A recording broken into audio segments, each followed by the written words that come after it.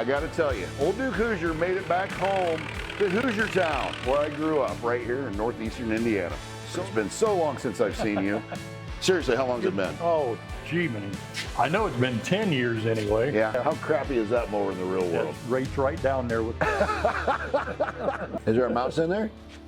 Okay, big man.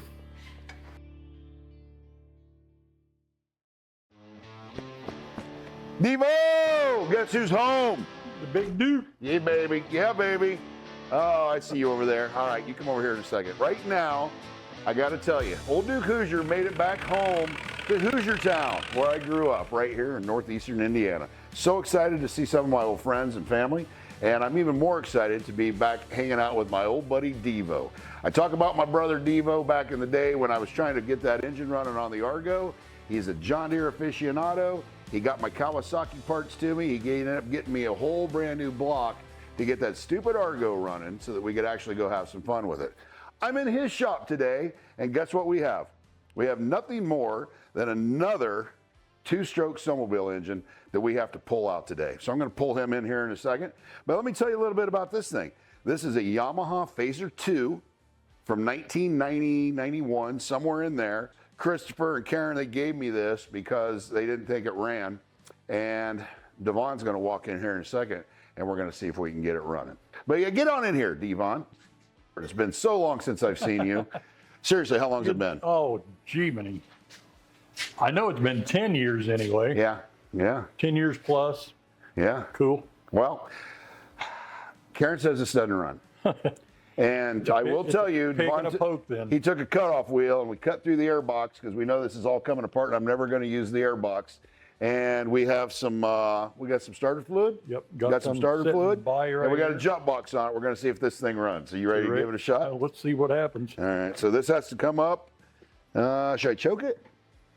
Yeah, probably pull it in. All right. Let's see what happens here.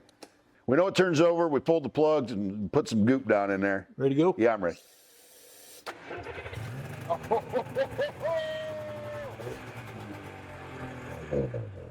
So we know it runs. Needless to say, it'll run. It runs. Get some clean fuel in it. Yeah. That's so what's the deal with the John Deere stuff, man? Because that's pretty exciting. You know, the biggest thing, everybody always wants quality. They start out on MTD rough stuff. Yeah, I always call them a push mower with a seat. Okay. You know, because they just have their own. Well, you know that Bolins I tore apart and put a snowmobile oh, yeah, on. yeah. How crappy is that mower in the real world? It's rates right down there with. So it didn't hurt to cut it apart and put a 340 snowmobile engine on it. No, anytime you can recycle those, that gets them maybe to a better application. Yeah. Metal. Where do we start? What do we do? Side panels. Yep. And that'll give us access. I got half of one off right now. But if we do like we did the other one, the engine's going to come out separate. We'll have to take the belt off the primary and the secondary, and then this thing's going to kind of sort its way from the secondary shaft. Oh, you know what? This is so fun for me. You know, I just love destroying things, and it's kind of what we're doing today. I don't really want to wreck the rest of the sled, but quite honestly, the motor's worth more than the sled. You know, and I got to be honest. You know, I called Karen when I was coming up here, told her what I was into, and she goes, "Well, we got a snowmobile I need to get rid of. Dad says it doesn't. Her dad says it didn't run." She said, "I would rather you have it than try to sell it for a couple $100 because she knows I'm going to do something completely stupid with it." So, Devon, what have you done? What's the stupidest thing you've ever done? Go too fast in an old 70 GTO jet. That's right. You ever do that? I can tell you the truth about Devon is. The fastest car I've ever been in, I've talked about, is a 1970 GTO Judge. It was his. And GTO stands for? Gran Turismo Omologata. But if you own one, it stands for gas, tires, and oil. Oil, yeah. I do have a story out there about the time Devon and I drag raced one time, and my dad found out about it. You remember that story? Definitely. That was ridiculous. Yeah. Hey, I got a big fan favorite over here on his phone tonight. That is my cousin Brian. That was the guy I was originally going to race his golf cart I just talked about with my lawnmower, but it just is going to be too much of a hassle. Brian had a 77 Grand Prix with 400 in it, two-tone burgundy. Yeah, it was an SJ or LJ? It was an SJ. SJ. Bucket seats, console. Oh, it's beautiful. Chick magnet. You know what I'm saying? Magnet. Chick magnet.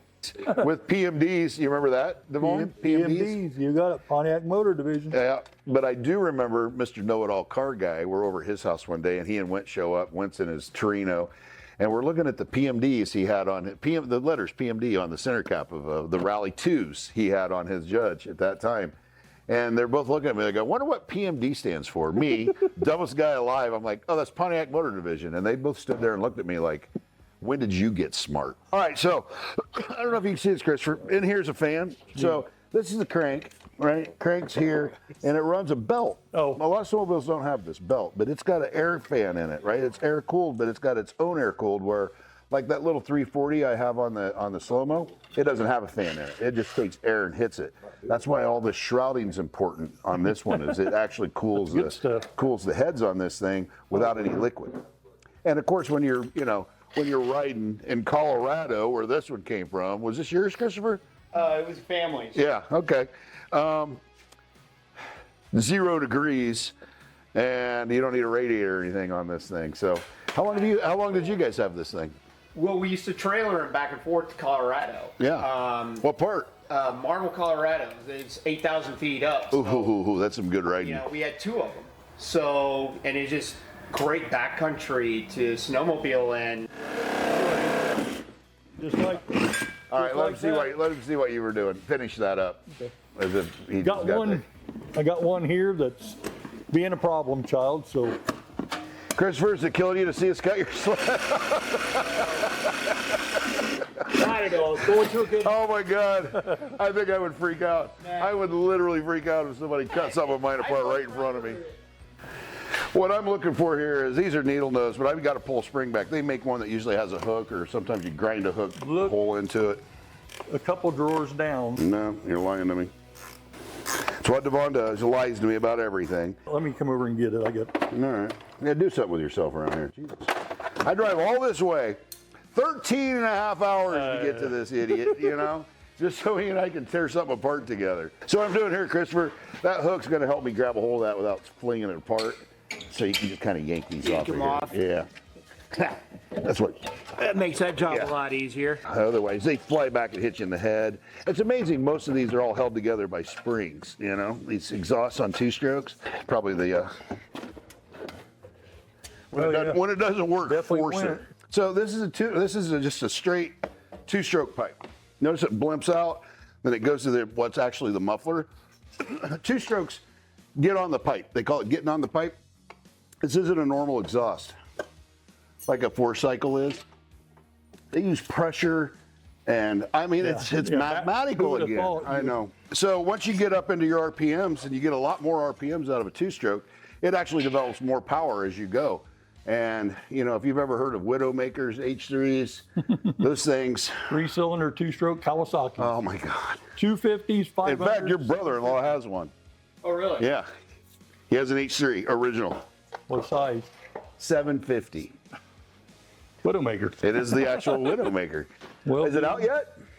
Got ready to take the motor mount loose. Well, there's 3 of them. There's 2 on the front, a single to back. The back one is kind of a dog to get to. Get the belt off.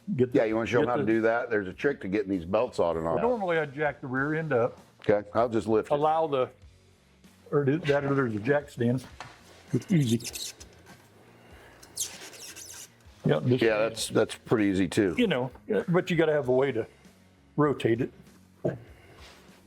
This is probably why I don't do it this way, because I don't have somebody dumb enough to lift up the back of this 900-pound snowmobile. Well, that's the light end anyway. So I realize that clutch, I guess we'll have to show you once. Oof. I'll never sleep again. Yep, there we go.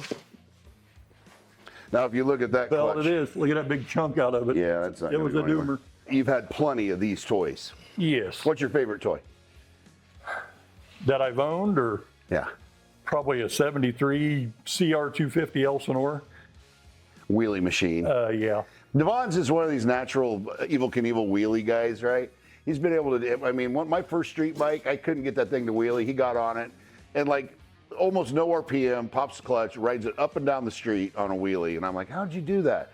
He just gets it. And so he shows up to school last day our senior year on his Elsinore.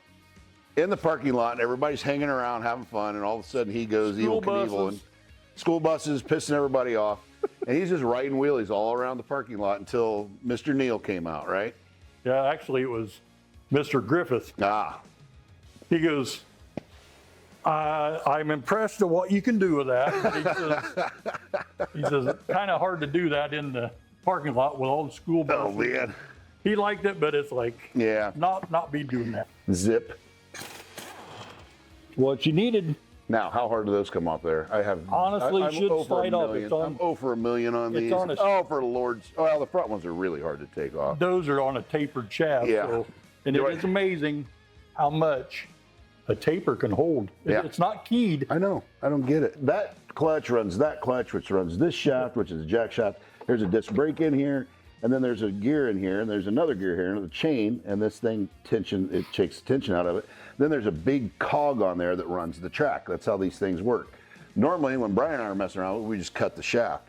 Devon figured out how to get this thing off of here easy. Now I might be able to actually use gear reduction on the next thing this is going on. I already know what this one's going on, especially now that I know it runs.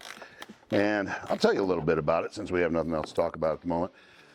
In the mid 70s, like 77, Honda made a little dune buggy called an Odyssey. And you're looking at 3 guys that spent an awful lot of time on that Odyssey back in the day. Brian figured out when we first got it that if he stood on the back of the roll bar and we counted to 3 and he jumped on it, we could ride a wheelie on that thing as long as we could take it. So we were riding wheelies on dune buggies back when we were kids. Brian's family was early ATC Honda guys, right?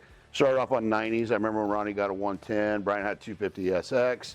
I got into 3-wheelers too because of his family. And just like Devon, Brian could run a slalom course on a wheelie on a Honda 90 when he was probably 8 years old. With a passenger. With a passenger. I'm going to grab a hold of this thing and move it a little. Yep. Yay? And I'll help pry a little bit if it needs to be. Yep. Go the front first. Let's go on 57. 1. Okay, 57. 2. I like to take my time. Well, that's good. You're 57. All right, so for all your John Deere needs, by the way, Devon, we got to get into this whole John Deere infatuation with you. Nothing's working here. Let's see what we got. So John Deere's, where did that come from? I used to work on vehicles, and I just did it as a hobby. But then next thing you know, everybody always to do it. Everybody was always, I had vehicles sitting around waiting to be worked on. And then everybody says liability, liability. Never did pursue that any further. So it's like lawnmowers, second best, and it's worked out rather well. I've enjoyed the heck out of it. You know, as we start getting our own cars, you know, we all kind of hung out and helped each other do stuff. We were all just a bunch of poor and we farm weren't boys. Jealous of the next one, what the next one had. But we actually had some pretty decent cars for, you know, a bunch of farm boys with no brains. We would go to the store once a week, every Saturday. Oh, yeah. And sometimes 2 or 3 stores looking for a deal. Yep. I think everything that I've seen price tags on is $3 and $4 or $5. What? Are you back in 1972? What are you talking about? Still? Well, everything that the wife buys now, I see. Oh, well, she cheats. You have no idea how much you're spending on. Do you eat any beef? Yeah, Well, you guys are broke then. That's all there is to it. Unless you own your own cow. Man, I can remember high school eating almost a whole. Brian, did you do this too? A whole loaf of bread with some hot chocolate. Yeah, it was insane. Huh? Almost. Never heard. Yeah, I'll get some good hot chocolate going in the morning for breakfast. No way. And just we had a 4-banger toaster and just keep them humping. Just, No way. oh Never man. heard of that. Here we go, Devon. Go ahead. Very exciting. Just real easy. On 57. What's that? Because I think we got a little bit of wiring yet, but I'm gonna go. hold it. Yeah, pull it. Is there a mouse in there?